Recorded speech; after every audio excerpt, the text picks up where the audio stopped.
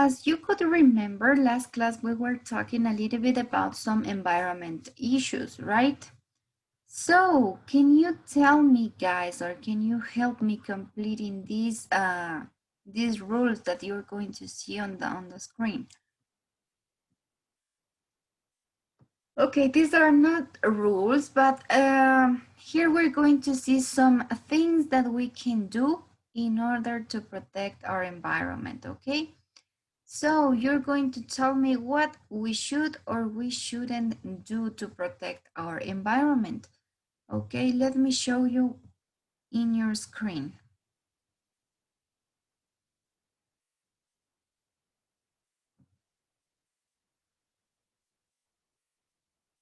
Okay, guys, here on your screen, you should be seeing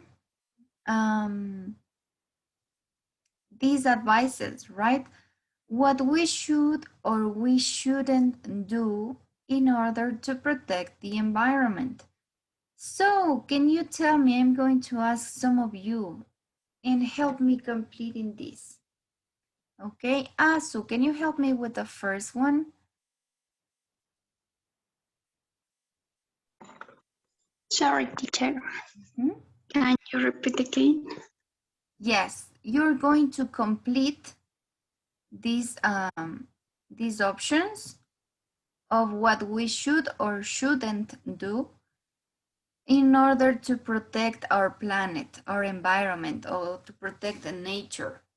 Okay, so for example, the first one we have says, we plant more trees. What do you think? We should or we shouldn't plant more trees? We should. Exactly. We should. We should plant more trees, right? To have a greener environment. Okay, thank you, Asu. So let's move and let's see what can we or we cannot do in the second one. Please, can you help me with number 2? Let me see. This time I'm going to ask to Aldrich. Can you help me with number 2, please? Yes, teacher, a ver.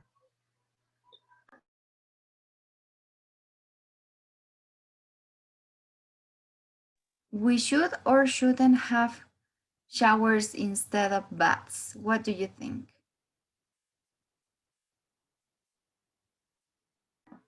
Should? Okay. We should have showers instead of baths. Very good. Deberíamos tener, o sea, bañarnos de forma rápida, ¿no? En vez de estar horas de horas en el agua.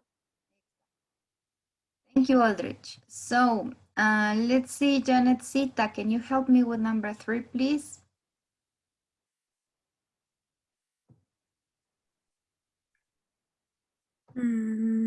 Shouldn't. Okay, let's see. We shouldn't light campfires in the forest. Yes, that would be the right one, I think. Shouldn't light campfires in the forest. No deberíamos prender fogatas en el bosque. Because maybe we can burn all the forest, right? Tal vez podemos encender todo el bosque. Let's continue with the next. Can you help me with this one, please? Let me see. Vane. We should, we shouldn't. We shouldn't. Okay, are you sure we shouldn't use public transports?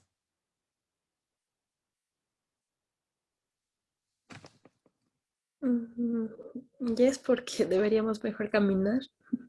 Okay, that's a greener option. We should use a bike or maybe we should walk, right? So we shouldn't, says Vane. We shouldn't use public transports. Let's see what does Christian thinks about the next one. Christian, can you help me with the next one? We should or we shouldn't? We should. Okay, can you read everything, please? Si le puede bajar, se me tapa la... Oh, claro. Just give me a second, so I'm going to... Okay, I don't know if you can see now. Yeah, sí. We should replace all bulbs with LEDs. Exactly. Yes, we should replace old bulbs with LED. Todos los focos antiguos sería una mejor opción reemplazarlos con luz LED. Exactly. So let's move to the next one. We're going to listen to Marjorie this time. So can you help us, Marjorie? We should or shouldn't recycle bottles and cans? We should recycle bottles and cans. Exactly, we should. Deberíamos, ¿no? Reciclar botellas y latas. We should recycle bottles. So let's see the next one. What do we have next? Let me move to the next one. We cut down trees. What do you think? This is very easy. Grace, can you help me with this one? Yes, teacher. We shouldn't cut down trees. Exactly, we shouldn't. Because these trees can be the house or the home of some animals, right? So we shouldn't cut down trees. Exactly. Let's do one more line and then we're done, okay? So what about the next one? What do you think is the right option for this one, lady? We waste water.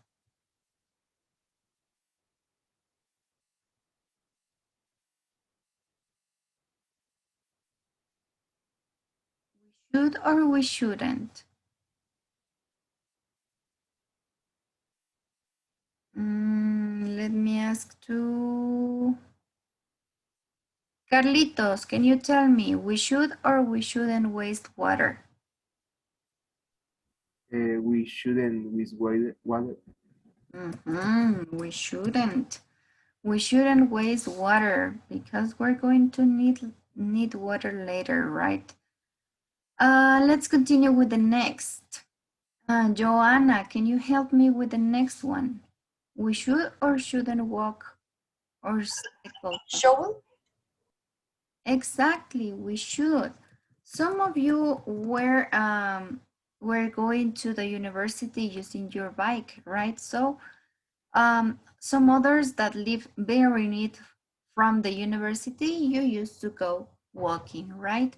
So it's a good way to save the environment if we walk to our school, or maybe if we decide to go cycling to our school, to work, or to any of these places, okay?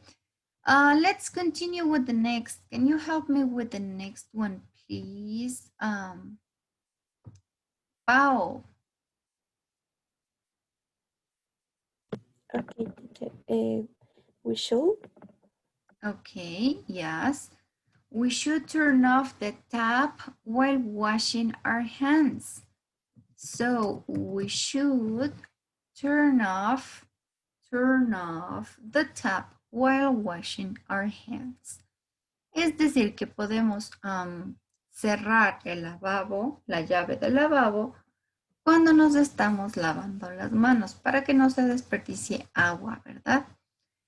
And the last one, can you help me with this one, please? Let me see, I want to hear a guy. Kevin, can you help me with the last one, please?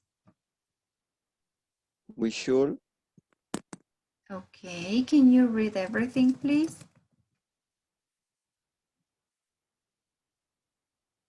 we should turn off the light when we leave the room, right? This is something that all mothers used to say always. Todas las mamás nos dicen esto todo el tiempo, no? We should turn off the light when we leave the room or when we are out of a room. So yes, guys, here we have some of the solutions we can find to our climate problem. Okay, so we can help to protect the planet with these activities. Okay, so here we have some things we can do in order to save the planet or to protect the planet. Okay, guys, now what are we going to do? I want you to see a picture, a short picture, and tell me what do you see, okay? So let me share the screen with you. And in this way, you're going to see what I'm talking about, okay? Pay attention, guys. Okay, so here we have two pictures. What I want you to do, guys. First, I want you to see each picture and tell me what does each picture shows. Okay, so what do you think each photo or each picture shows? What is in these pictures? Okay. Number two says, what is the material in photo B? Okay, what is this material used for? And the last one we have, what is the connection between the things in the two photos? Okay, how are these two photos connected? So take a minute to think about the answer. It's not so difficult. And then I'm going to ask some of you to help me with the answers, okay? So take a minute to think about the possible answers.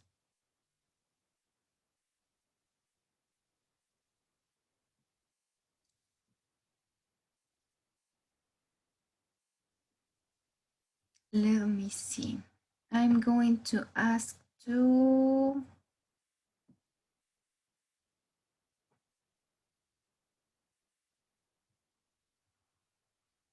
Santi Mejia. Santi Mejia, can you help me with number 1?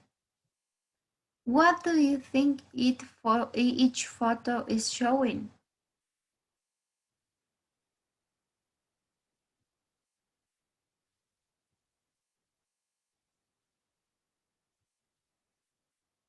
This one, Santi, can you help me with the answer, please? The two pictures or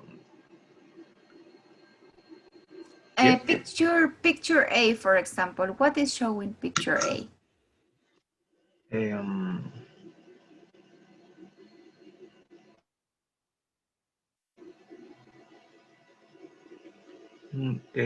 This is a plant or Oh. or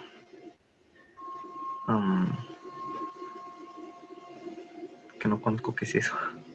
Okay, it's okay with the plant. What about the picture number 2? Or letter B?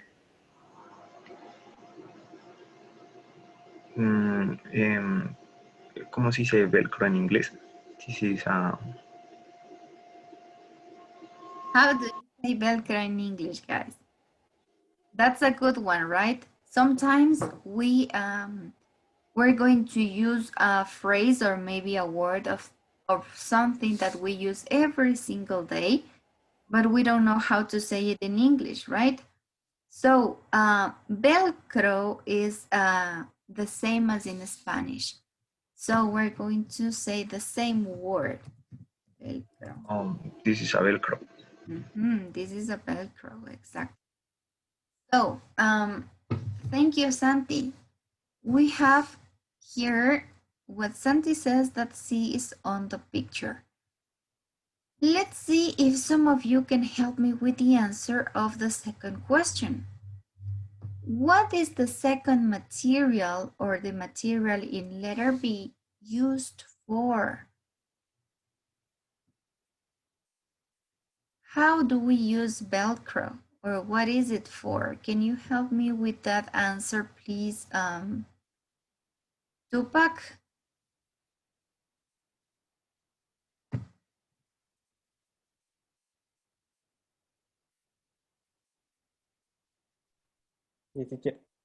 Yes, can you help me with the answer of the second question? Use a zipper. Okay, instead of a zipper, yes. Let me write it over here. Thank you. We can use Velcro instead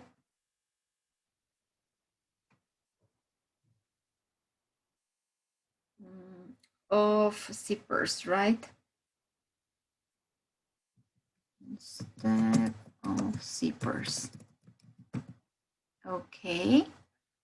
Can you help me with your answer? What do you think this Velcro material is used for? Please, can you help me with your answer, Grace?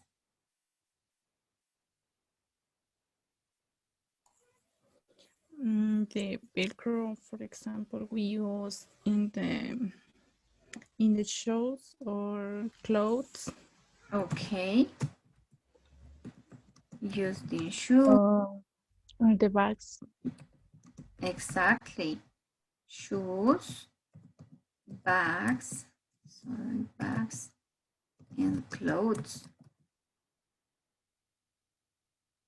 Thank you. So these are some of the objects where we can use this Velcro material. Exactly. What about you, Alexis? What is this material used for? Or when or where do you use Velcro, Alexis?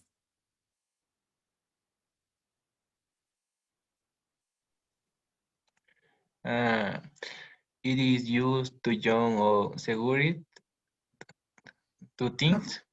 Okay, yes, to secure two things or to join two things, exactly. Used to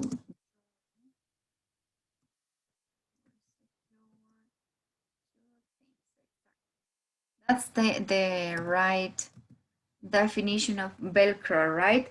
This is used to join or maybe to secure two things or objects. Exactly. Thank you, Alexis.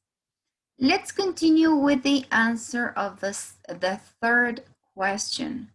What is the connection between these two photos? What do you think they have in common? Can you tell me, please, Wendy? What do you think these two pictures have in common?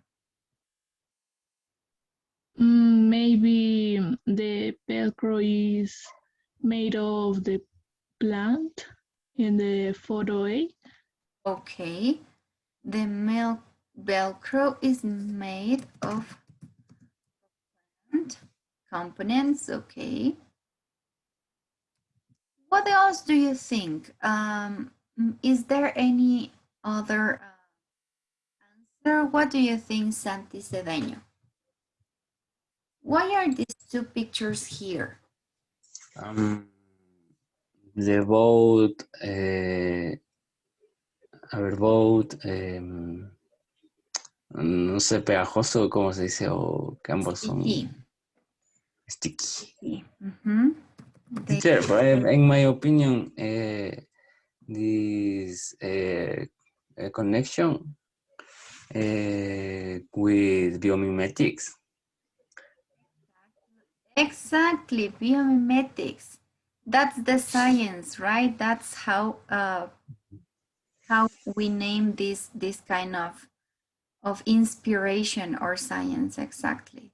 Thank you. That's the right answer. So let me write it over here.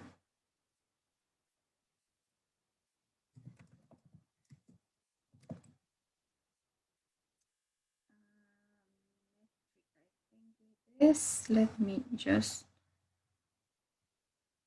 find the right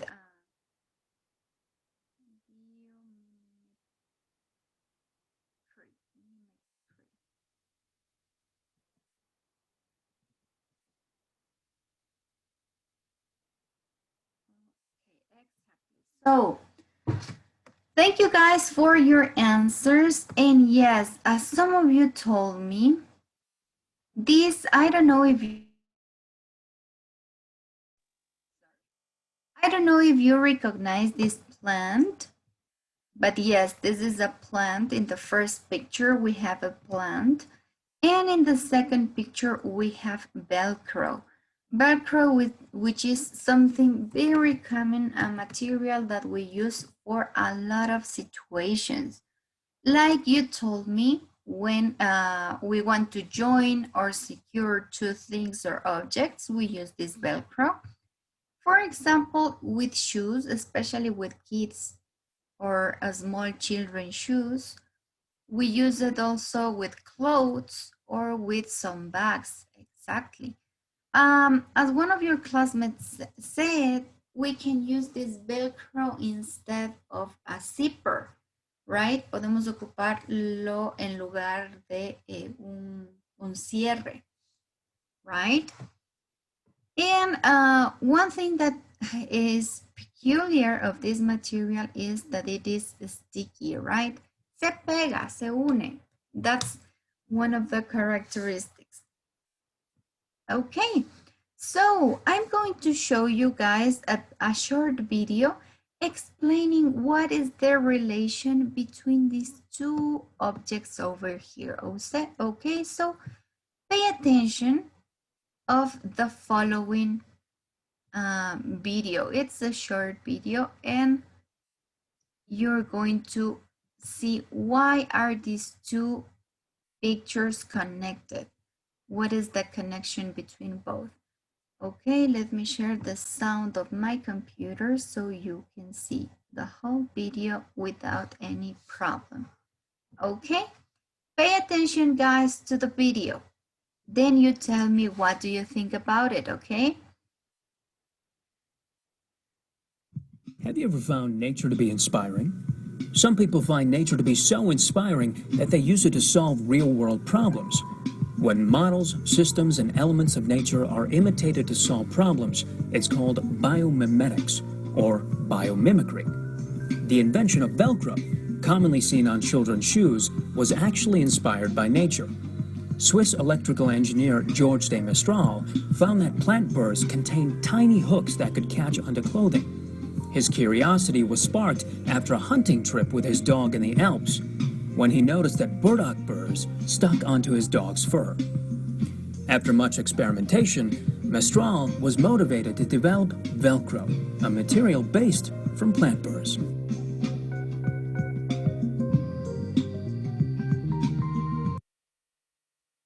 Okay guys, it was a very short video, but as you can see here, we have what our classmate was telling to us. This biomimetics or biomimicry that I wrote, it's a science, or it's when people or scientists are inspired by nature to develop maybe something that can be useful for the whole humanity, right? So as you can see, where do you think we get this, or the inventor got this idea to develop Velcro?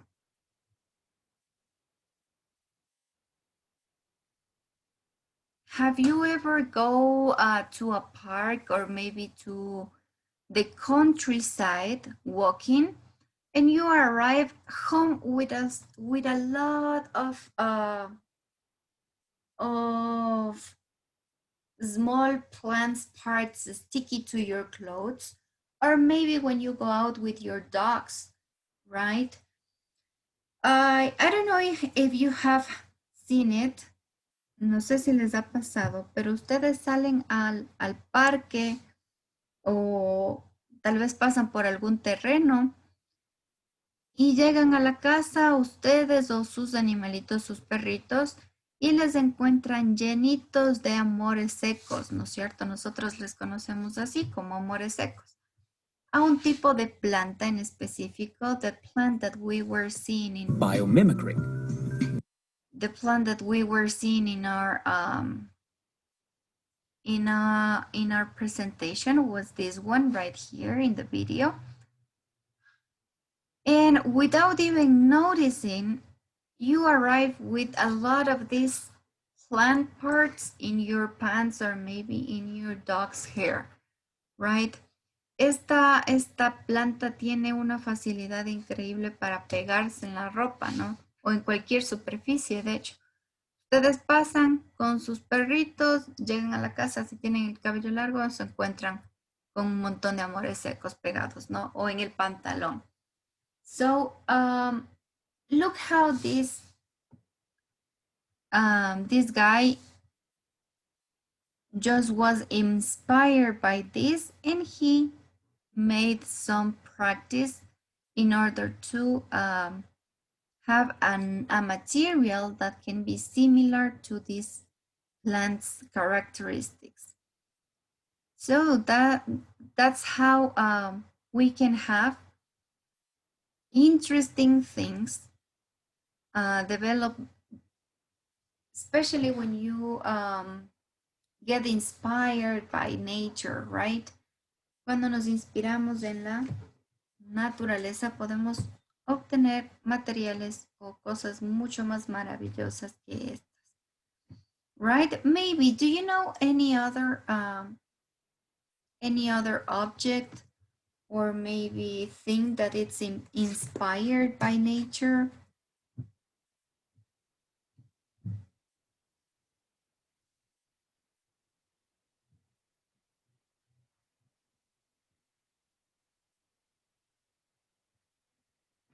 Okay, if you don't, we're going to see that a little bit later, okay? Now, what I want you to do, guys, is to watch these pictures. You have 8 pictures on your screen, and I want you to help me with the names of each place. We can see different natural places right here. Can you help me with the first one? What do you think it is?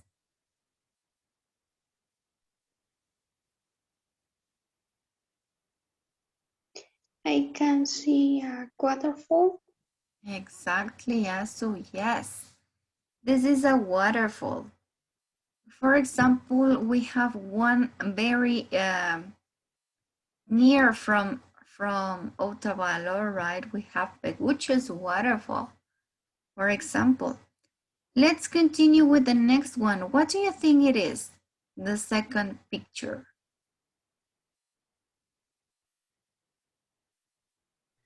Cave. Exactly, yes. Thank you, Aldrich. This is a cave. This is a cave. Una cueva. What about the next? Look at this. It's covered with sand. Desert. Desert. What about next? The next. Maybe you're going to see or you're going to think that these two pictures right here are the same, but they are not. Please take into account the form of this geography. So what do you think is this one? We have one here in Ecuador, and the name is De Caracas. What do you think it is? Bay? Bay, exactly. Es una bahía. We have one, I was telling you, we have one in Ecuador and it's called Bahía de Caracas, right? So here we have a bay, a bay. Okay, and what about the second picture that I made a circle? What do you think it is? Rainforest. This one with the red. Let me see if I can make a circle. This is a beach. Okay, we can consider this a beach, or you can also say it, this is a coast, okay, where water arrives and you can be land there, right? This is also called a coast. ¿Sí? La costa, donde llega el agua. This could also be known as the coast.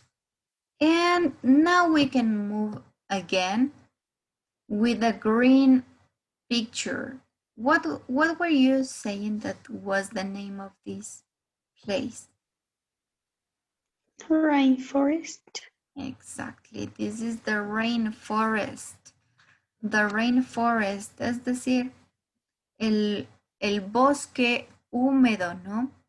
El bosque húmedo, que generalmente o para nosotros viene a ser lo que algunos llamarían como la jungla, right? The jungle. In the Amazon region, we can find a lot of rainforest places, so they are also connected or known as the jungle. Exactly. Thank you. What about the next? What do you think is the next picture? This one right over here.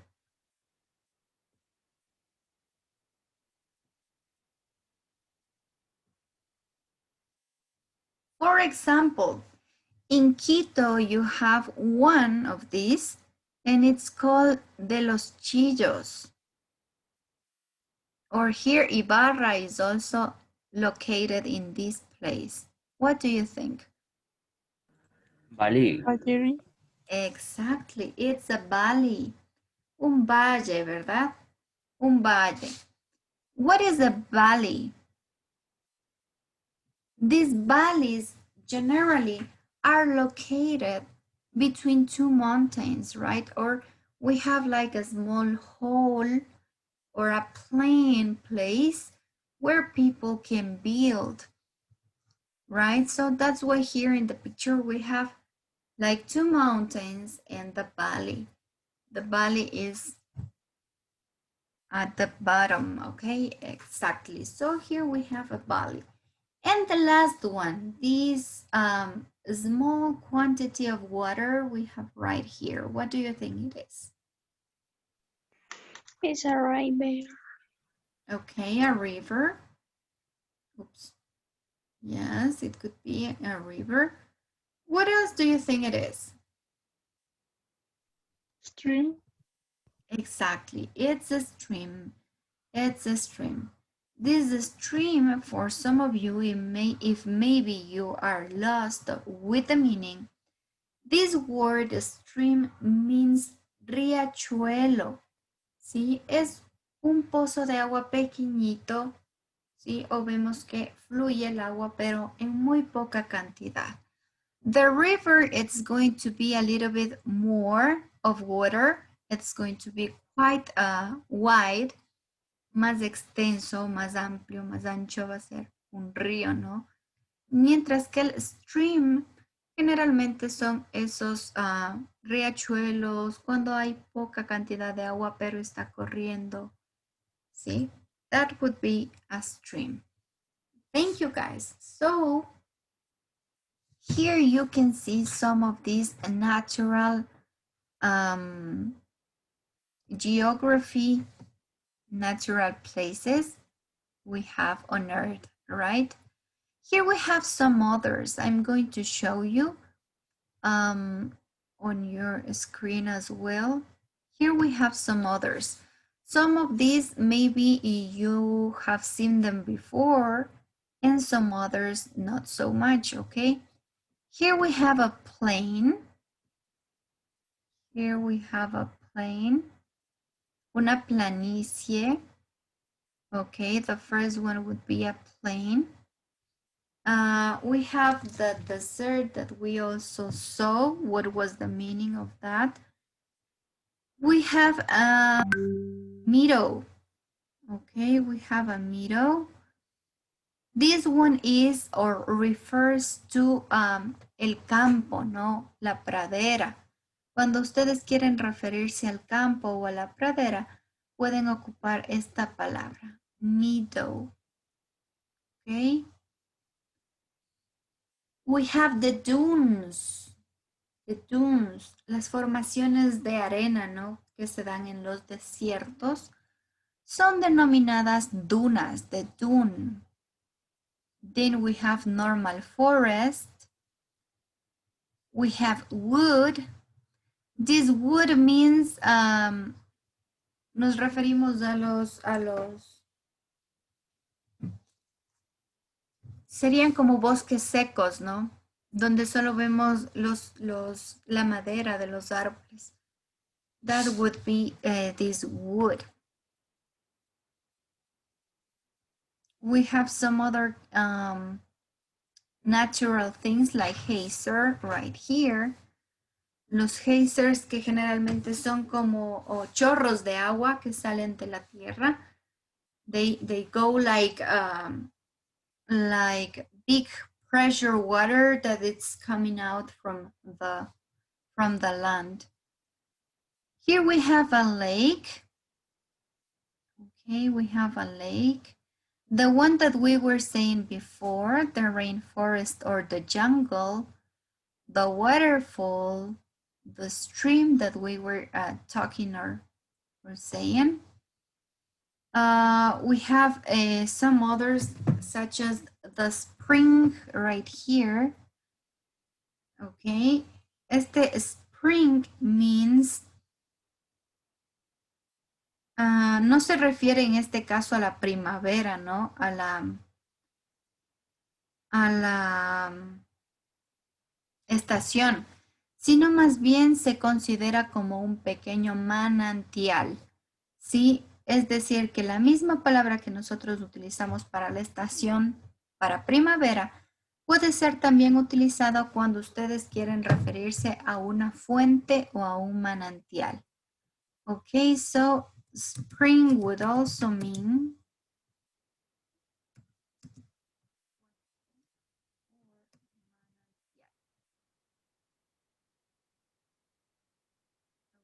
so we have also a swamp right here. This swamp means el manglar o el mangle que nosotros conocemos, right? Swamp. We have a river, we have a lagoon. These are common these are words that we already know or we have heard before, right?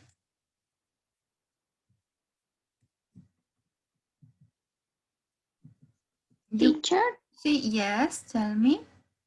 I have a question. Lagoon is, we can say, to lake or not?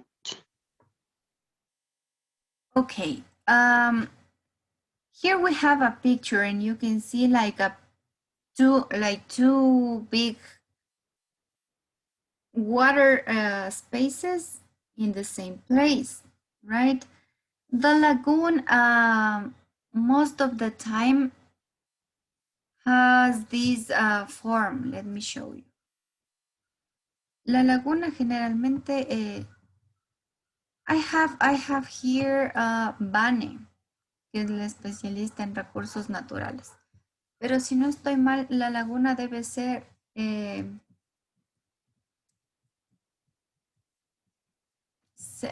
sin una salida o conexión al río, o tal vez me equivoco. Sí, no, no tiene salida, es un cuerpo que está estable ahí. Como la laguna de Yaguarcocha, ¿no? En nuestro caso es laguna porque es como un pozo de agua, ¿no? No tiene salida, está ahí. No tiene ni salida ni conexión a ningún otro río. Me parece que el lake en este caso podría tener una conexión con alguna fuente de agua. But I'm not, lake and lagoon.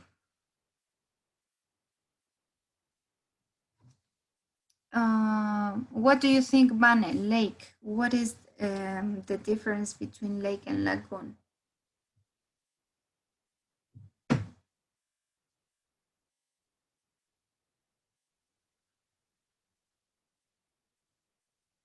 Let me see.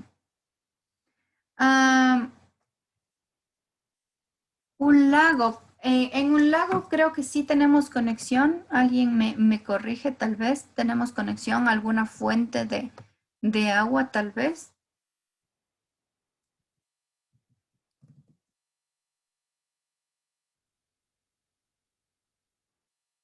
Or maybe it's a little bit bigger than a lagoon. Bueno, en realidad sí, el lake sería algo un poco más grande y recoge el agua de varios ríos aledaños y va a ser mucho más grande que una lagoon, el lake. Sí, en este caso, for example, here we have, in Imbabura, we have San Pablo's Lake, right? El lago de San Pablo es mucho más grande que la laguna de Yaguarcocha, que es algo mucho más pequeño y no recoge su agua de otros lugares. Está como agua estancada, básicamente, la laguna. And the river, you know, the river is also going to be bigger and it flows. Sí, el río siempre va a tener, va a fluir, no se va a estancar. Es agua que corre en este caso y generalmente tiene un caudal más grande, ¿no? That would be, or that could be the difference between these three, river, lake, and lagoon. I don't know if it's clear for you, Azu. Está un poco más claro, tal vez. Yes, teacher. Thank you. Okay, you're welcome. We have also this word over here, pond. This pond is used when you have un estanque. See? That would be the translation of this word, pond. Sería un estanque. We have a mountain or we have a mountain range. ¿Sí? Una cadena montañosa en este caso es como la unión de varias cadenas, de varias montañas, perdón, no están solas. ¿Sí? And then we have the creek. This word over here, it can also be a synonym of stream. Okay, this is let me write it over here, what we know as an arroyo. Sí, un arroyo sería this word, creek, over here. Un riachuelo, un arroyo, and that would be the meaning of this one. So here we have some different geographic natural places, right? You have seen a lot of these. Ya me han ayudado a ver algunos de estos accidentes geográficos o formaciones naturales, right? Now, what I want you to do, guys, pay attention to the next activity. I'm going to share with you a link of an activity. Let me erase all these circles so you can see what are you going to do. Okay, you're going to do this activity. Okay, you are going to help me matching the names with the pictures.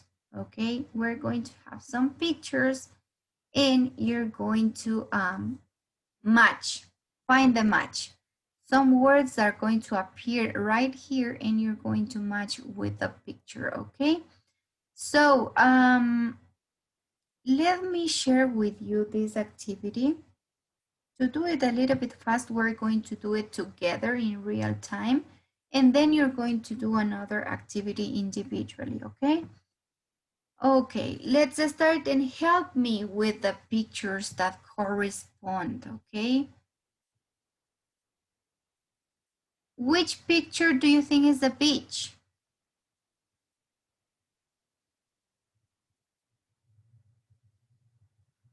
Which picture do you think it's a beach? Anybody? No se puede ver bien, teacher. Okay, yes, they are quite small. Number 5, teacher. The It's second, the second picture. Okay, the second picture, this one right here. And somebody else told me number 5. In 5, we can see someone lying on the sand, right, on the beach. I think this one is the right one, okay? Let's see the next one. I don't know if it's going to be easier for you to see. Así, el mar. the second picture. The second picture, that's right. Let's see, what about a volcano?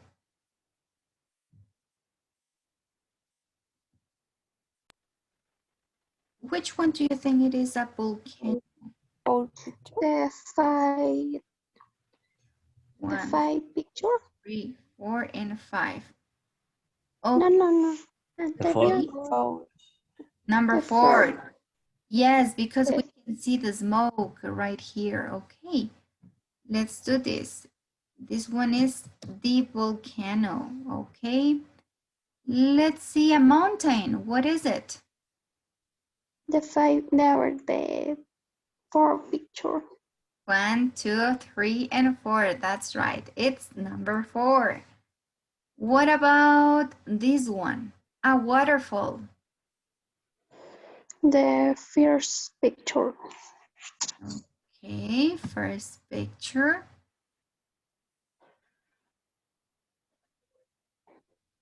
This one, can you help me? Which of these pictures do you think is a river? The second picture. Pao? Second picture. Second picture. Yes. What about an island?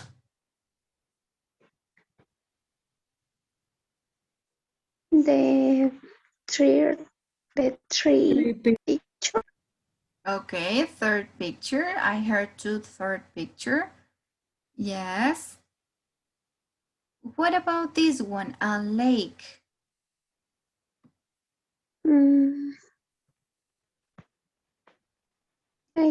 Our second picture. Okay, who else? What do you think? The rest of you guys.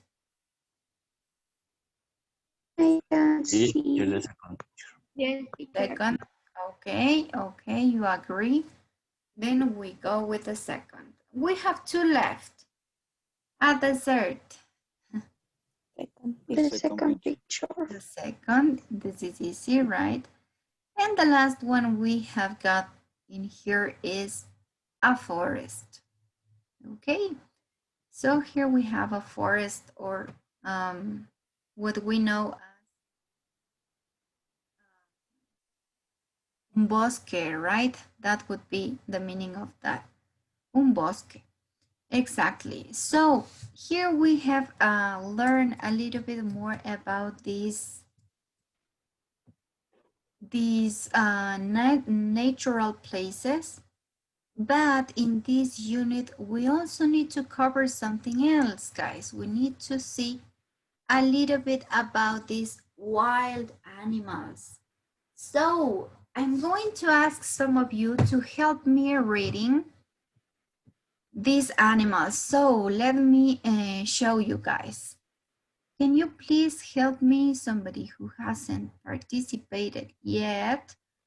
For example, Erika Joanna, can you help me reading these first 4 animals?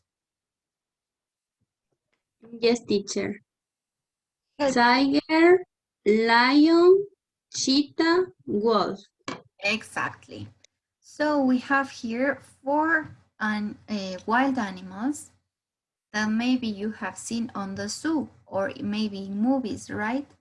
A tiger, a lion, a cheetah, and a wolf. Exactly. Let's move with the next category. So, or the next 4 animals. Can you help me reading the next 4 animals, please? Moni, can you help me with the 4 animals coming next? Moni Almeida. Deer, kangaroo, giraffe, and zebra. Exactly. So here we have a deer. A deer. This is something we saw especially in Christmas movies, right? Salen mucho en las películas de Navidad. What do you think they are in Spanish? ¿Cómo los conocemos en español? Venados. Exacto. Sí, serían los venados. A deer. Then we have a kangaroo. Kangaroo, be careful with the pronunciation because this double O are going to have the sound of a U. See, kangaroo. Kangaroo, we have a giraffe, and we have a zebra right here. Okay, let's move to the next 4. Vamos a los siguientes 4 wild animals over here. Can you read these 4, please, Joana Delgado?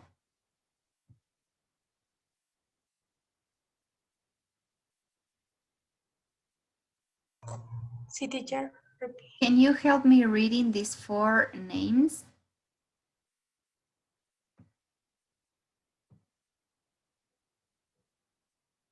Panda, Mm-hmm. bird, Mm-hmm. polar bear, y koala. Exactly. Here we have panda, bear, polar bear, and koala. Yes, that's right. So we have very different wild animals over here. What about the next category? Can you help me reading these 4 animals we have right here, please? Carlita, can you help me with these 4, please? Yeah, teacher. Rhino, hippo, boar, elephant. Mm-hmm. Exactly. We have rhino, hippo, and elephant. Rhino, hippo, boar, and elephant. Un rinoceronte, un hipopótamo, un jabalí, right? And an elephant. Un elefante. That's an easy one. Let's continue with the next. Can you help me reading the next 4 wild animals, please? Let me see who. Juanito, are you there? Wake up, wake up.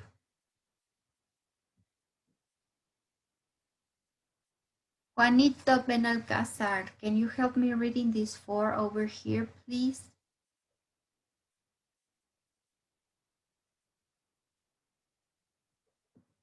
Repeat, teacher. Can you read the name of these 4 animals right here, please? These ones. Fox, Mm-hmm. Hyena, gorilla, monkey. Exactly. So we have a fox, a hyena, a gorilla, and a monkey. Exactly. Thank you. And the last three, it's going to help me reading Brandon. Can you help me reading these three over here, Brandon?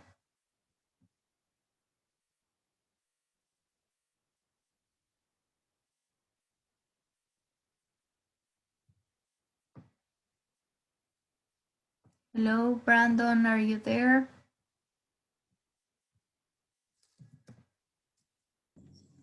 Excuse me, teacher. Estoy en una llamada importante. Perdón.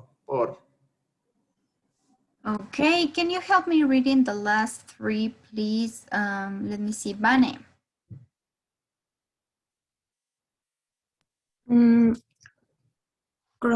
Crocodile. Okay. Porcupine and camel. Exactly. We have three different animals right here. We have a crocodile, we have a porcupine, and we have a chameleon. The one that can change its colors, right? Or can adapt to any surface. So here you saw different kind of wild animals. Maybe you can think about some others, right? We can find a lot of more wild animals. Hay un millón más de animales silvestres o salvajes. For example, we have snakes, we have spiders, and different kind of these animals, right? What I want you to do now, guys, you're going to help me with the next exercise. Me van a ayudar con el siguiente ejercicio. You're going to send 6 emoji to our class WhatsApp group, okay? And you're going to write the name of the wild animal next to each emoji. For example, here I wrote you the emoji of a gorilla, yes, and the name of the wild animal. In this case was a gorilla. Please, guys, send me 6 emojis with a wild animal name next to the image, okay? For this activity, you have, we're going to have 4 to 5 minutes to complete this activity, okay, guys? Let me see if it's clear. Can you help me, Wendy, what do we have to do?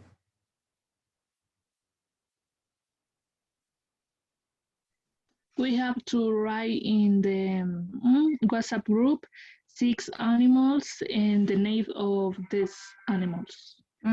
Exactly. Thank you. 6 animals.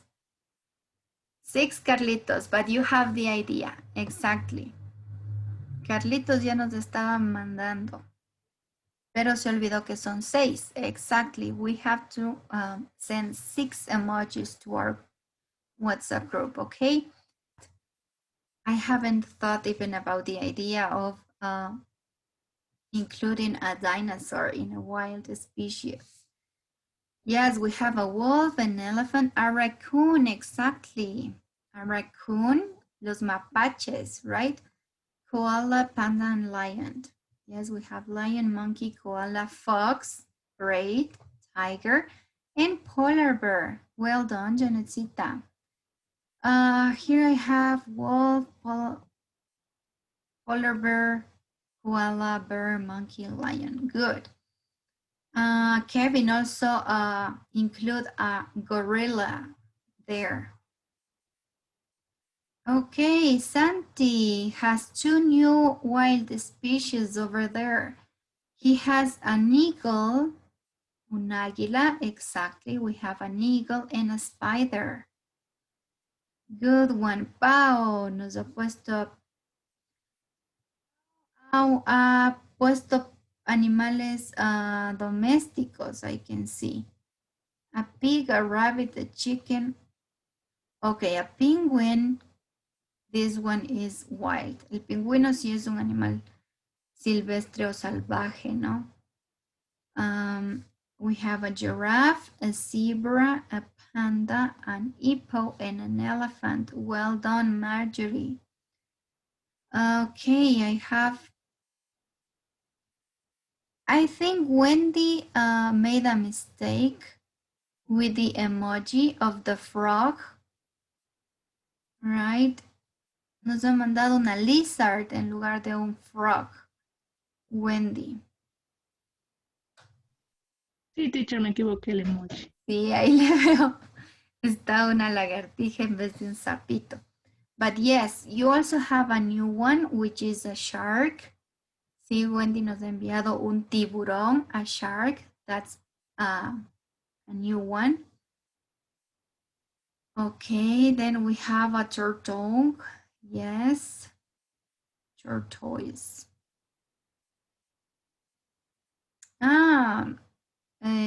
Joanna, she wrote a kangaroo and a koala as well. Carlitos nos ha brindado un duck and a whale, which are news. ¿No es cierto? Nuevo sería el pato y la ballena. A duck and a whale, exactly. The ones from Anderson, I like it a lot also. Me gustó del grupo de Anderson, el owl. We have an owl right here, es decir, un búho. Okay. Erika Chuga has also two new wild animals. We have a bat and we have a bee, right? Un murciélago y una abejita. Moni also wrote something new. También nos ha brindado uno nuevo, Moni. We have a scorpion right here. Okay, I can see. Tupac also wrote a wild pig, right? Para referirse a un jabalí. A wild pig, exactly. Aldrich, I like the octopus. El pulpo es algo que es algo inusual, exactly. An octopus. And also Bibi wrote two different wild animals, which was porcupine, which is el puercoespín o lo que nosotros conocemos como erizo también. Y we have a dolphin. A dolphin. Okay, guys, thank you. I enjoy a lot with your emojis and with the different animals. Robert has very good ones. Robert wrote a macaw, which is this kind of parrot, right? A turtle, a seal, una foca, right? A seal, a camel. When you're going to the desert, you're going to need this camel, right? Un camello, un búho, y un castor, a beaver. So here I could see some excellent wild animals options. So it means that you have the vocabulary of wildlife. Sí, tenemos un buen vocabulario de vida salvaje, de vida o de animales que se encuentran en el mundo salvaje. Thank you, guys. Thank you for your answers. But now it's time for us to move and to continue to read a little bit more about this wildlife, okay? So what are we going to do, guys? Help me. I'm going to ask you the following. Can you help me matching these two columns right here? We have the first one with animals and the second part with objects. Objects, men made, right? These objects have been created by man. And in the first part, we have some animals. Which one do you think is inspired? Which animal inspired to make these objects? What do you think? For example, this kind of dragon lizard. Which object do you think is created based on this animal? ¿Cuál de estos tres objetos creen que se basó o está inspirado en este animal? A thorny dragon lizard. Is it the robot spider, a safety helmet, or a glass of water? What do you think? The helmet. A safe helmet. Okay, the helmet. El casco, no? It seems that this lizard skin is very, very hard. So probably it was the inspiration to create a safety helmet. Let's see. We're going to find out later. Okay. Después vamos a enterarnos si fue así o no fue así. In this case, you are just going to help me matching. Okay. What about the spider? A robot spider. Okay, thank you guys. A robot spider. Okay. So here we have that the option or the inspiration would be this robot spider. Okay. And the last one we have a typical seashell.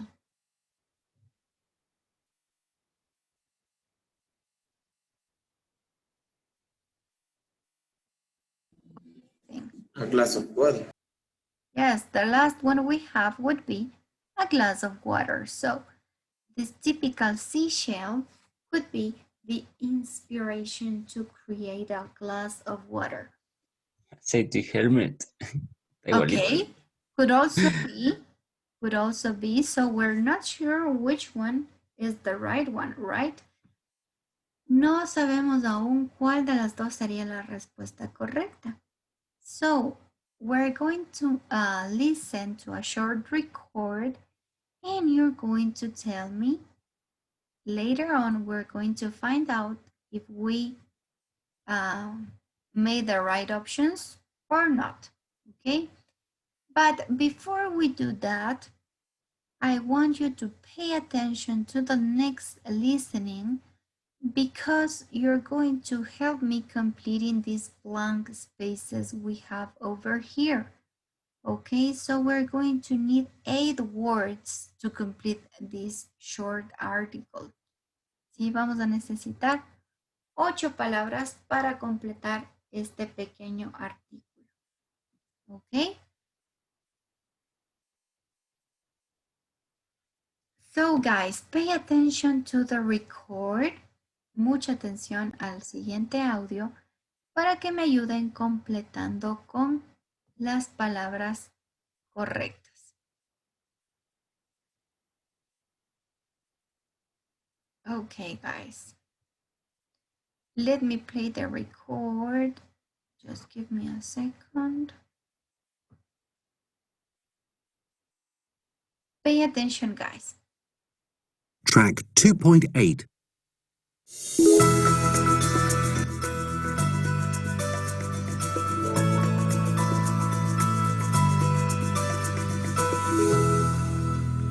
I visited biologist Andrew Parker to find out more about how the natural world has inspired everyday objects. Andrew, hello. What's this little animal you've got here? It's a thorny dragon lizard from the Australian desert. As you can see, it's quite small, about 20 centimetres long, but it's an amazing animal. You see, what I'm really interested in is what this little creature can teach us about collecting water. Okay. So, as I said, this lizard lives in the desert in Australia. And as you know, it's an incredibly dry place. But this lizard manages to live there very successfully. And we've discovered one of the reasons for this.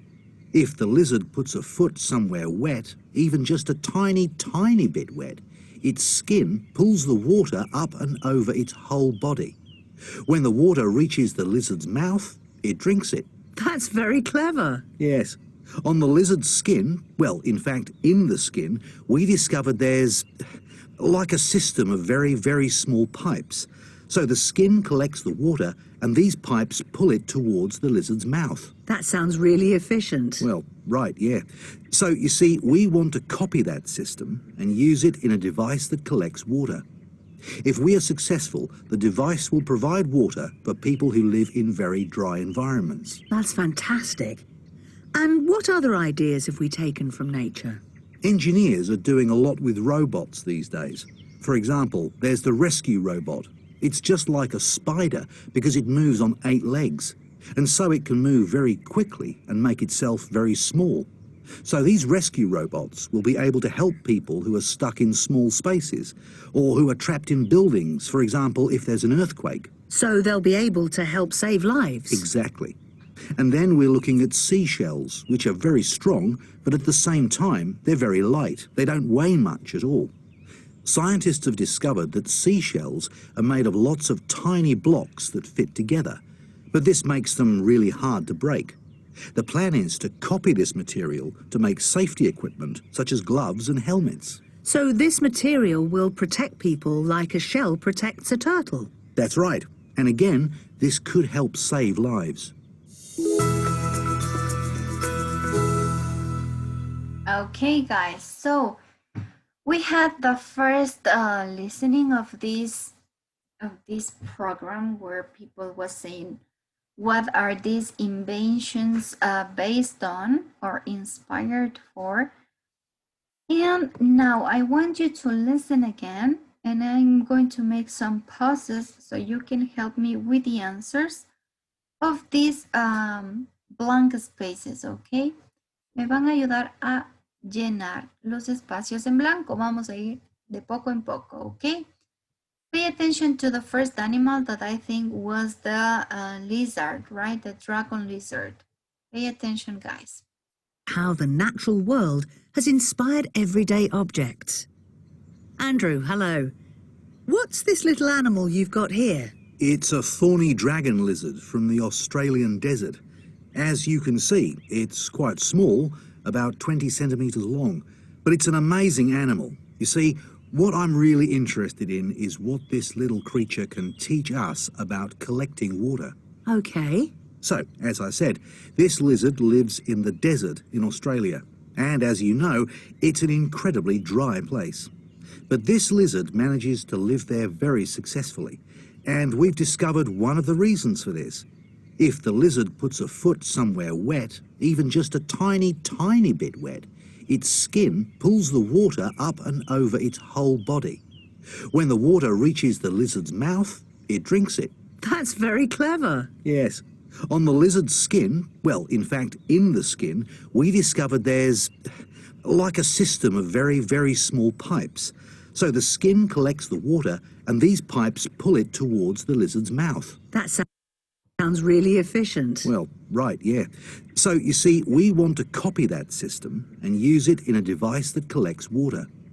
If we are successful, the device will provide water for people who live in very dry environments. That's fantastic. So, guys, can you help me completing these 2 blank spaces right here? What do you think, or where in which part of the lizard body can we find these pipes? Skin. In the skin, right? In his or its skin, it has this kind of pipes where he collects or he keeps the water, right? So it has inspired a device which can't, what do you think?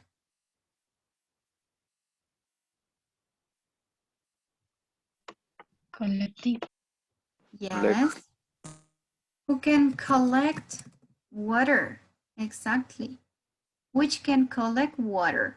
This will help to people who live in very, what do you think? Right. Dry, correct? Dry environments, en ambientes secos. Esto puede ayudar mucho a la gente que vive en ambientes secos. Eso quiere decir que nos hemos equivocado en nuestra primera impresión sobre lo que inspiró este animalito, ¿no? This thorny dragon lizard helped as inspiration to create a glass of water or to collect a glass of water. Okay, let's move with the next part. Most spiders can move. Okay, number 4. Pay attention so you can help me completing number 4, 5, and 6. Okay, pay attention. And what other ideas have we taken from nature? Engineers are doing a lot with robots these days. For example, there's the rescue robot. It's just like a spider because it moves on 8 legs, and so it can move very quickly and make itself very small. So, which is the answer for number 4? Most spiders can move.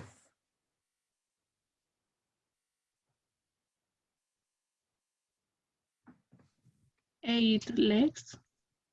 Okay, well, yes, they have their 8 legs, but there's something about the movement. You know, these are, what do you think? Quickly.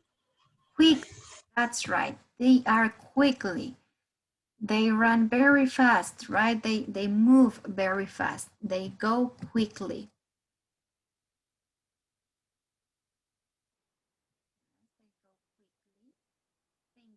Let's listen to the next part. So these rescue robots will be able to help people who are stuck in small spaces or who are trapped in buildings, for example, if there's an earthquake. So they'll be able to help save lives. Exactly. And then we're looking at seashells, which are very strong. Sorry, we're moving to the other. Able to help save lives. So these spiders were the inspiration of what kind of robots?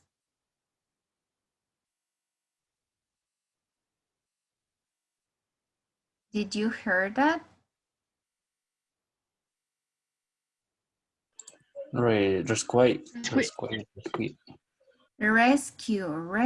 exactly. When you want to rescue to someone, you can use this kind of robot. Rescue robot, right? Serían robots de rescate. A rescue robot which will help people who are trapped in, para ayudar a la gente que está atrapada en Small space. Exactly, small spaces. Thank you, guys. What about the next one? Let's see what happens with seashells. Vamos a ver qué tenemos con las seashells. A ver, let me play the record.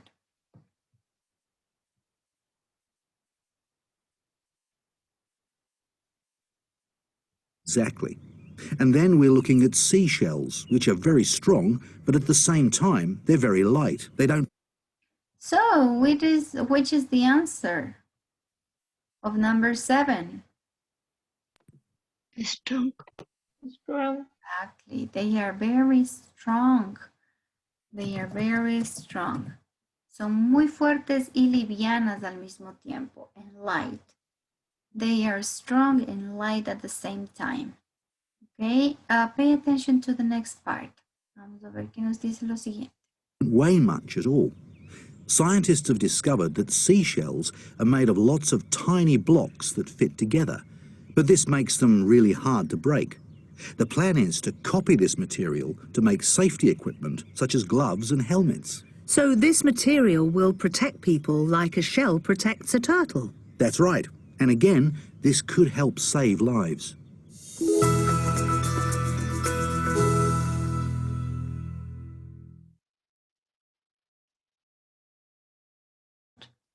Okay, guys, the last one. What do you think it is?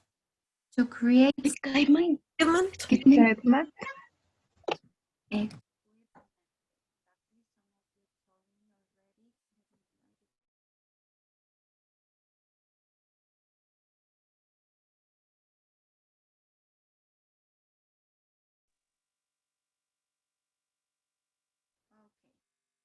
So the right one here, as some of you said, safety equipment, okay, equipos de seguridad.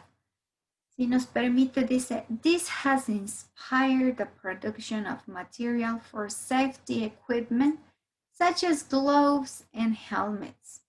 Esto ha inspirado a crear equipo de seguridad como guantes o los safety helmets, los cascos de seguridad. Okay, they are light and they are strong.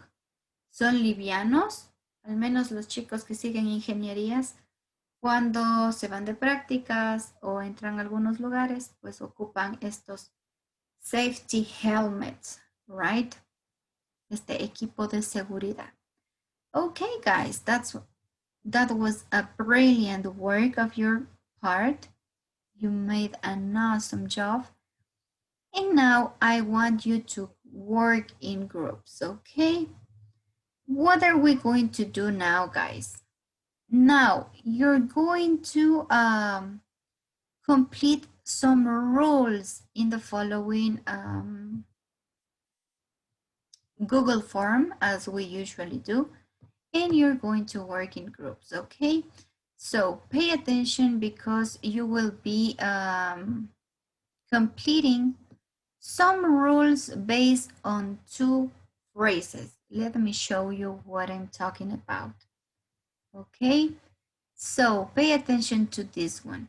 You're going to see different rules, but you have to analyze these 2 sentences right here at the beginning. You have 1 sentence with 0 conditional and you have 1 sentence with first conditional. Analyze and read the sentence and complete or choose the right options for the rules, okay? So you're going to work in groups as I told you before, and for this activity, you're going to have 7 minutes, okay? You just have 7 minutes to complete this activity. Can you please, Anderson, can you tell me what are we going to do? Complete the only words. Okay, yes, to complete the activity. Erika, are we going to work in groups or you're working alone?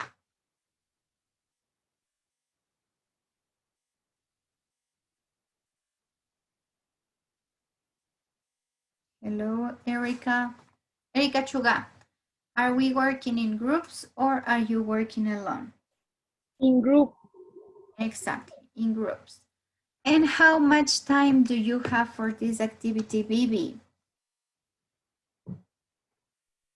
7 minutes, teacher. Exactly, you have 7 minutes. Perfect, guys.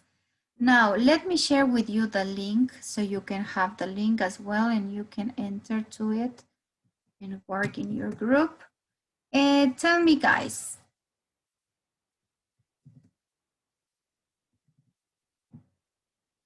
Can you see the link on your chat box? Yes, teacher. Yes, teacher. Okay. So now I'm going to start with your groups. so you can start entering. Okay, let me just make the groups. We're going to work in groups of, I think, 3 or 4 students it's going to be. Okay, guys, there you go. You have 7 minutes for this activity and you can start entering to your group now. Enter to your group. Vayan ingresando al grupo y van completando la Google Form. Okay. Enter to your groups, guys. Very good. Kevin is already there. Angie, Erika, Juanito, Leslie, Bibi, vayan ingresando a su grupo. Tupac, Moni as well. Vayan ingresando a su grupo, please. Carlita, Leslie, Moni, and Tupac, please enter to your groups. Ingresen a los grupos, please.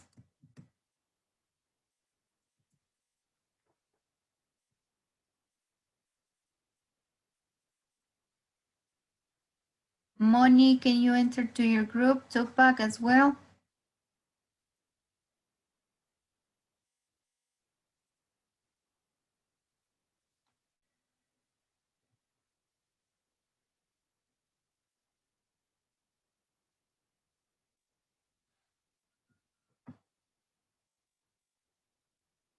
How are you doing, guys?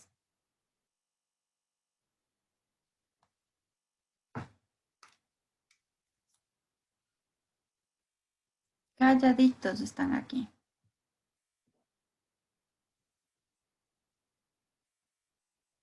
Please, guys, you need to work in group. Necesitamos que trabajen en grupos. Compartan las ideas.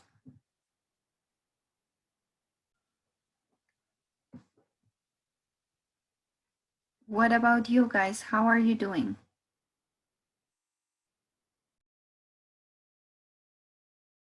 About these climate change effects, ¿ok? Es decir, que nosotros vamos a ver un video cortito sobre los efectos o las causas del cambio climático. Let me share with you the screen so you know what you have to do. Van a ver un video corto. Aquí tenemos, miren,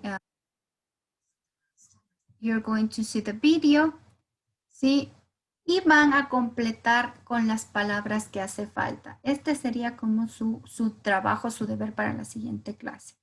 It's related to our main topic. Sí, está relacionado con todo el tema de medio ambiente, cambio climático y naturaleza que vemos dentro de esta unidad. What else are you going to do? In the second part, you're going to finish these sentences. ¿Sí? De acuerdo a lo que ustedes escucharon en el video, van a ir eligiendo la respuesta correcta, ¿sí? Es decir, cuando hablábamos de Greenland y Antártica, ¿a qué nos referíamos? Y lo mismo con las demás opciones, ¿ok? Y la última parte que tienen es igual llenar este párrafo pequeñito con las palabras que hacen falta del audio, después de escuchar el audio. Obviamente el audio lo pueden repetir las veces que necesiten y ya saben la dinámica, envían las respuestas y la evidencia le subirían al al homework número 6. Homework número 6. Ok, guys. En cuanto a la plataforma de Cambridge, podemos ya avanzar esta semana hasta la unidad 5B. ¿Sí? No dejemos para el último. Y puesto que la otra semana nosotros ya terminamos la unidad 5 y vamos a tener el quiz, ¿sí? La pequeña prueba de la unidad 4 y 5. Adicional, chicos, me parece, no estoy 100% segura, me parece que no se grabó la parte de la explicación del Zero and First Conditional. Entonces, una vez que termine la sesión, yo voy a grabar nuevamente una explicación por las personas que no asistieron a clases, Sí, para que ellos sepan que al final de la clase vamos a encontrar una explicación del zero and first conditional, solo en caso de que se me haya pasado y no haya grabado esa parte. Sí, eso sería todo, chicos. We see you next class. If you have any question, you're free to ask. Okay, guys, as I was telling you, today we're going to talk a little bit about the zero and first conditionals. What are these conditionals? These conditionals are two sentences. Mainly, the first sentence is going to be the cause. The first sentence is going to be the cause, and the second sentence is going to be the effect. Okay, so this is what we're going to have. The cause in the first clause and the effect on the second clause. What do I mean? Es decir, que vamos a tener dos frases o dos oraciones en una zero and first conditional. Sí, acuérdense que las condiciones o los condicionales se refieren a básicamente dos oraciones. ¿Sí? En la primera vamos a tener una condición y en la segunda el resultado o el efecto, la consecuencia de esta acción. ¿Sí? Para crear cualquier tipo de condicional, en este caso zero o first, vamos a tener esta palabrita if que tenemos aquí. Esta palabrita if significa sí, pero es un sí condicional, es un sí con condición. No es un sí de afirmación, sino es lo mismo decir sí, sí voy a la fiesta, que decir si yo voy a la fiesta, tú vienes conmigo, ¿verdad? No es lo mismo. So, take into consideration the next thing, guys. Sí, mucho ojo con lo siguiente. Cuando ustedes escriban una oración condicional y empiece la oración con if, como es el caso de la primera que tenemos aquí, if the lizard gets scared, ¿sí? Si comenzamos con if, vamos a tener que poner o separar la condición o el resultado, es decir, la siguiente oración, la vamos a separar con una coma. Eso es muy importante. Si empiezo con if, separo la siguiente oración con una coma. ¿Sí? No es lo mismo, recuerden que con los condicionales podemos jugar, ¿no? Podemos primero poner el resultado o la consecuencia y después también podemos poner la condición. Es decir, si cambiamos de lugar, miren en este caso, the lizard hides if it gets scared. Si ustedes le cambian de lugar y primero va la consecuencia y después la condición, no necesitamos poner ninguna coma, ¿sí? La coma va solo si empiezo con la cláusula if clause, ¿ok? So, if I get started with the if clause, I'm going to separate the next sentence with a comma, ¿ok? Now, what is this zero conditional about? What do we use or how do we use this zero conditional? Okay, it's important that you have clear that this zero conditional, you're going to use it every time you're going to describe an event or maybe a result that something happened regularly. What do I mean? We're going to use this zero conditional when we talk about something or something happened and the result of this action is true, or the result is always going to be the same. So the result is going to be always in present simple. What do I mean? It means that the first sentence, the if clause, it's going to have a verb in present. And the result of this action, it's also going to be in present simple. So, for example, here you have this example. If the lizard gets scared, So we're using present simple in this if clause. It hides. Look at this. In the second part, we also are going to use the present simple. So if the lizard gets scared, it hides. Si la lagartija se asusta, se esconde. ¿Sí? Es una causa y efecto instantáneo. Es todo lo que sucede en el momento presente. ¿Sí? Y la acción o el resultado, la consecuencia, va a ser siempre el mismo, ¿no? Toda lagartija que se asuste siempre se va a esconder. Okay, so let's move to the next part. Don't forget that in both cases, in both clauses, en las dos partes de estos condicionales, vamos a ocupar tiempo presente. ¿Sí? Va a haber un verbo en presente en la cláusula condicional, en la que lleva el if, y va a haber también otro verbo en presente en la segunda parte de la oración. Ojo, que este verbo puede ir de forma afirmativa o negativa, pero siempre en presente simple. Here we have another example. Here we have butter doesn't burn. Okay. Butter doesn't burn. Si la mantequilla no se quema, estamos diciendo en forma presente, pero en este caso negativa, ¿sí? Butter doesn't burn. La mantequilla no se quema. En el sartén, if you add a little oil to it. Si le echas o si le pones un poco de aceite en el sartén. ¿Sí? Es decir que en ambos casos ocupamos presente simple. ¿Ok? No se olviden.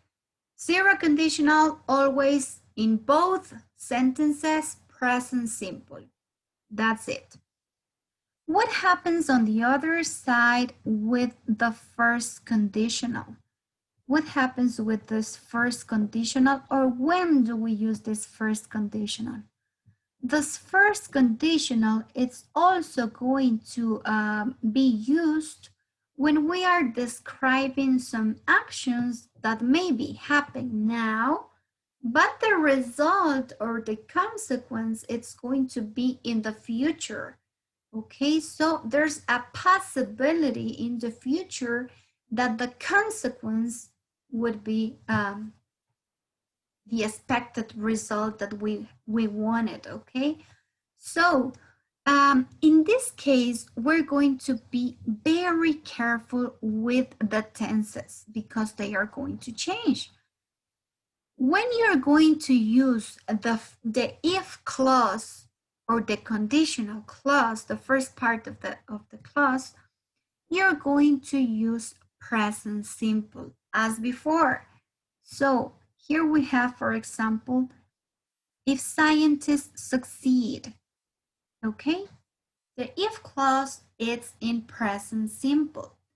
¿Sí? La cláusula que va con if, es decir, la parte que ustedes están condicionando, la primera parte de la oración que va con if, va a ir con el verbo en presente simple.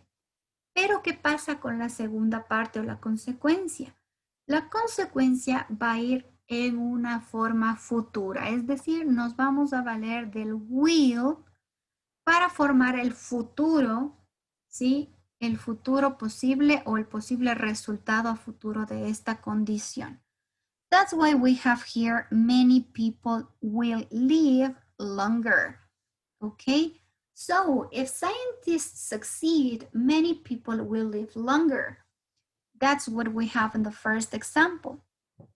In the second case, we have a negative form in the if clause. For example, if I don't work hard, si no trabajo duro, ¿no?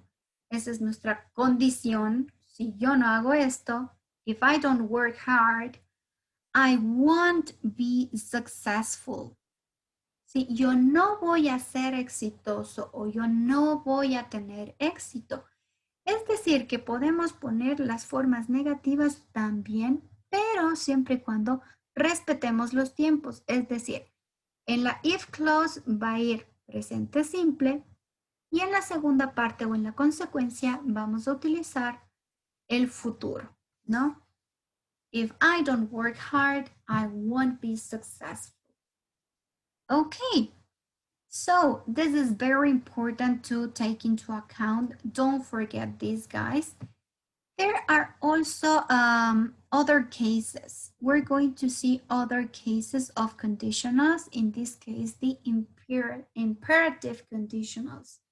Voy a hablar también un poco de los condicionales imperativos.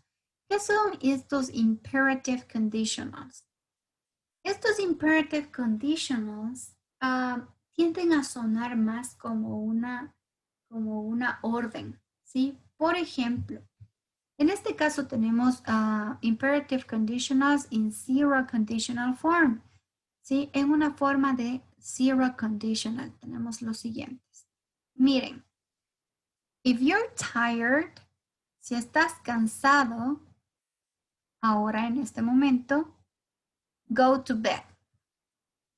¿Sí? Si estás cansado, te vas a la cama o recuéstate en la cama. Suenan como una orden, ¿no? If you're tired, go to bed. Pueden tener ese significado o ese contexto de que algo está sucediendo en el momento presente, now, or we can also have the meaning of the future meaning. Puede también tener como un contexto de un futuro muy cercano. ¿A qué me refiero? Si por ejemplo ustedes dicen, if you're tired when you arrive, ¿sí? Si te sientes cansado cuando llegues, go to bed. Ve a la cama. ¿Sí? Si te sientes cansado a la hora que llegues, ve a la cama. ¿Sí? O ve a descansar. ¿Ok?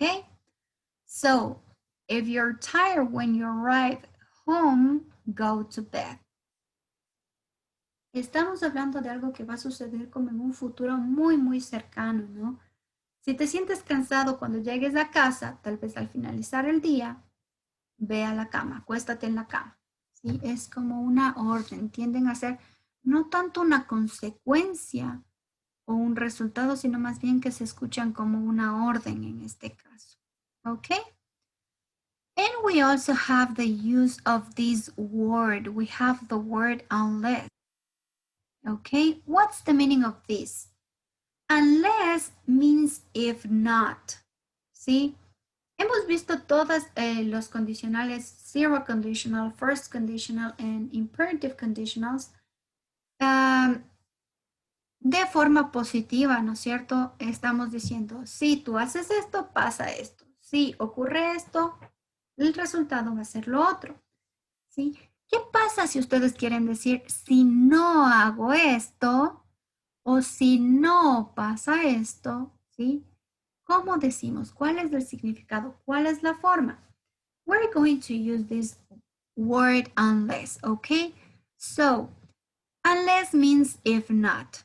And we can use it in zero or first conditionals, or also we can use it with imperative conditionals, as I said before. Here we have some examples. We play every Saturday unless it rains. Okay, so we play every Saturday. Maybe we play soccer every Saturday unless it rains. ¿Sí? Jugamos todos los sábados a menos que o si no llueve. Okay. Nosotros jugamos todos los sábados si es que no llueve. Ese sería el significado de unless. ¿Sí? Es decir, que tiene esa forma de a menos que o si no. Okay? So, the other example we have right here, because the first one was a zero conditional, vamos a ver el ejemplo en un first conditional, okay? Here we have, it won't hurt unless you run away. ¿Sí? No te va a doler a menos de Puede ser que tal vez alguien se rompió la pierna, se lastimó el pie, ¿sí? Y nos dicen, it won't hurt unless you run away. No te va a doler a menos de que, o si es que no corres, ¿ok? Si no, sales pero en fuga, ¿no? That would be the case. So here we have a short explanation about the use of this zero conditional and first conditional, guys. So you can check it, read it, make some examples, and what is more important, guys, don't forget to conjugate the verbs in the right forms in each clause. That's very important. Here we also have short examples. Here we have some examples of zero and first conditional. In the same case, here we have the structure. This is important. Maybe some of you didn't watch this. This is important to remember. The structure. So in zero conditional, don't forget present, present. But in first conditional, we're going to have present simple in the if clause and simple future with will or want in the next sentence. Okay, here we have some examples. For example, in the zero conditional, we have, if you freeze water, it turns into zero. It turns into ice. Okay, and if you heat water at 100 degrees, it boils. Okay, if students miss an exam, the professor fails them. If my wife has a cold, I usually catch it. Okay, I get tired if I work too much. If I'm late for dinner, I start eating without me. That would be the examples we have here with zero conditional. And with first conditional, we have, if it rains, I will stay at home. If I wake up late, I will miss the bus. And if it's sunny, I'll go to the park. Okay? If Juan leaves, Paula will be sad. If I find your email, I will send you the picture. And if you study hard, you will pass your exams. Okay, so here we have some examples with zero and first conditional, guys. Thank you so much. This was the grammar for this lesson. I hope you have enjoyed it. See you next class, guys.